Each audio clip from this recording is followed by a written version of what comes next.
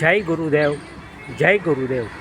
માસ્તરમાંથી મહાત્મા થયેલા ક્ષોત્રિય બ્રહ્મનિષ્ઠ મહાત્મા નથુરામ શર્માજીએ શિક્ષણ, સંસ્કાર અને સંસ્કૃતિ ઉપર વિશેષ ધ્યાન આપ્યું.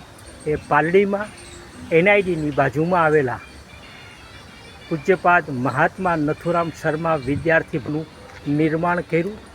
બ્રાહ્મણના સંતાનો અહીં ઉચ્ચ શિક્ષણ પ્રાપ્ત કરે, રહે અને ધર્મ સંસ્કૃતિની સાથે સાથે ખૂબ જ ઓછા ખર્ચામાં આ વિદ્યાર્થી ભવન નથુરામ શર્મા વિદ્યાર્થી ભવન એનઆઈડીની બાજુમાં એટલે નેશનલ ઇન્સ્ટિટ્યૂટ ઓફ ડિઝાઇનની બાજુમાં જ આવેલું આ વિશાળ પરિસર છે.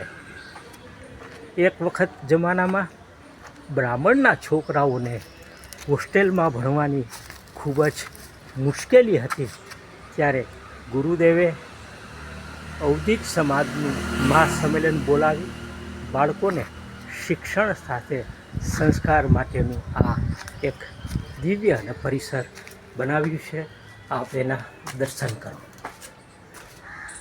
ખૂબ જ સુંદર, શાંત એવું દિવ્ય સ્થાન છે નથુરામ શર્મા વિદ્યાર્થી ભવન. આપ નિહાળો છો એ નથુરામ શર્મા વિદ્યાર્થી ભવનના ગુરુદેવની આ 1 થી 7 રૂમ છે. એ 7 રૂમના આપણે દર્શન કરશું.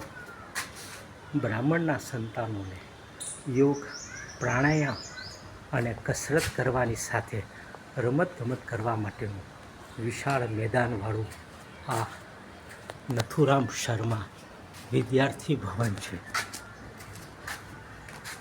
અત્યારે આ વિદ્યાર્થી ભવનનું સંચાલન માટે ભારત વર્ષીય અવધિચ બ્રહ્મ સમાજના સાથીદારો બ્રહ્મદેવો આ એની વ્યવસ્થા કરી રહ્યા છે.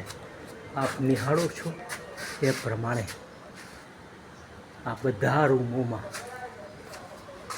એક જમાનામાં એટલે કે 90-91ના સમયમાં 5 થી 7 વિદ્યાર્થીઓ રહી અહીં અભ્યાસ કરતા.